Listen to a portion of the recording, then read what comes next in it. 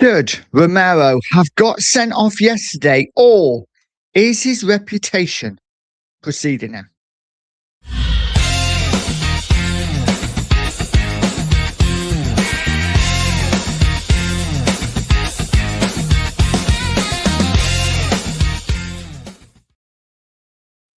Yes, guys, welcome to Pure Coys TV. On today's video, I'm going to be asking the question, why always Romero? There is no doubt, right, that Romero is a tough tackling defender. He gets stuck in, maybe goes over the top sometimes, but he does seem to get a raw deal from the referees. Guys, drop a comment and let me know what you think. Before you do, please do me the honor of liking the stream, subscribing to the channel, and hitting that bell notification so you know when all of my content is about to drop. So, of course, yesterday, Romero got a red card against United, his second red card of the season. But was it a red card? What do we think?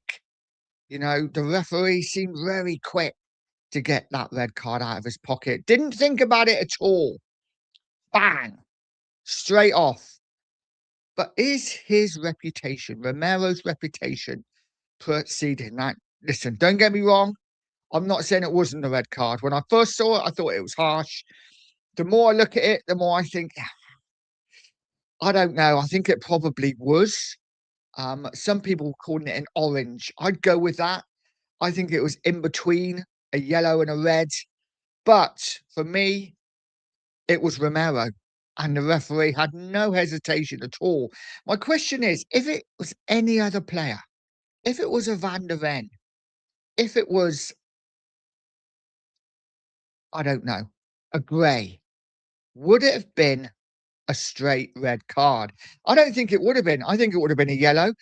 Listen, if it went to VAR, who knows? Maybe they would have said it was a red. Maybe they wouldn't. VAR is a joke in itself. But I really do feel that Romero's reputation gets him in so much trouble. Polina in the same way. Polina yesterday afternoon put an absolutely brilliant tackle in the second half and got booked. It wasn't even a foul for me, but he got booked. But listen, on the same token, going back to Romero quickly, you know, if that tackle was against a Tottenham player, I probably want a red card.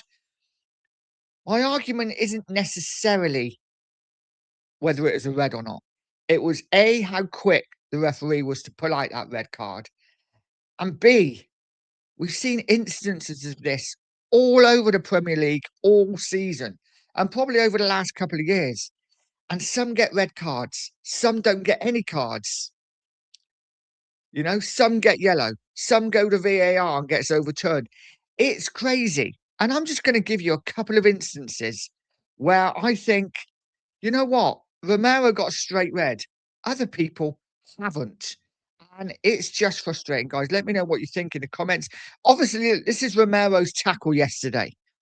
And if you look at it, but if you look at Romero, I think he was looking at the ball. Obviously, the ball's gone now. But he clears the ball and his follow through follows on to Casemiro. No doubt it would have been a sore one. No doubt it would have been a sore one. But his foot's not high. His foot's planted. He's going through the ball. Yeah. So for me, listen, it was tough, hard tackle. And I can understand why a red card was given. But I don't think it's as obvious as what everyone says. But because it's Romero, he gets a straight red card. Let's look at this one. This was yesterday also. And this was Brian and Bobby. If we can get it up. Brian Bobby on Zubamendi. Now, for me, and I know, listen, still images don't always paint the picture, right? But Brian Bobby on Zubamendi yesterday. So it's not even like it was 4 weeks ago. It was yesterday. Bobby gets a yellow card. Now, why does Bobby get a yellow card? That doesn't look any worse than Romero's. Sorry, it doesn't look any better than Romero's. It looks just as bad, if not worse, in my opinion. For me, Bobby doesn't have that reputation. So he gets away with it. We look at another one. This was a couple of weeks ago in the Manchester derby, again at Old Trafford. Dallo.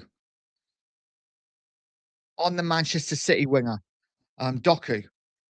For me, knee-high tackle, studs up, doesn't get a red card. For me, that looks worse than Romero's. For me, that looks worse than Romero's. Now, again, I'm not saying Romero's wasn't a red card, by the way, before anyone jumps on me.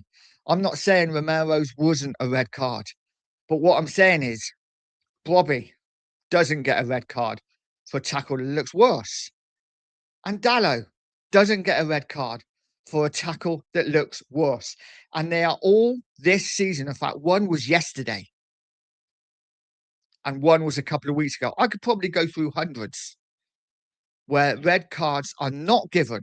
Yet Romero not only gets a red card, the referee had the red card out before the action was even finished. He couldn't wait to send Romero off. That's all I'm saying, guys. Drop a comment and let me know what you think. Was it a red card? Did he deserve to go?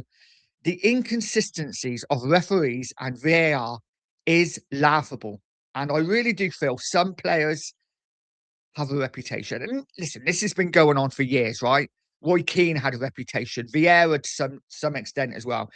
Different players have reputations. And it is what it is. Polinia has a bit of a reputation of a really tough tackling, aggressive midfielder, which he is, but he's also a very fair tackler. You know, not very often Polinia gives away a really nasty tackle, but he always seems to get booked because referees cannot wait to get the card out because they associate Polinia with tough tackling and fouls. It is what it is, guys. Drop a comment in. Let me know what you think. What I do know is that Romero will now miss the next 4 games for Spurs and 4 massive games, including the North London derby. And he is also a booking away from a further 2-match ban.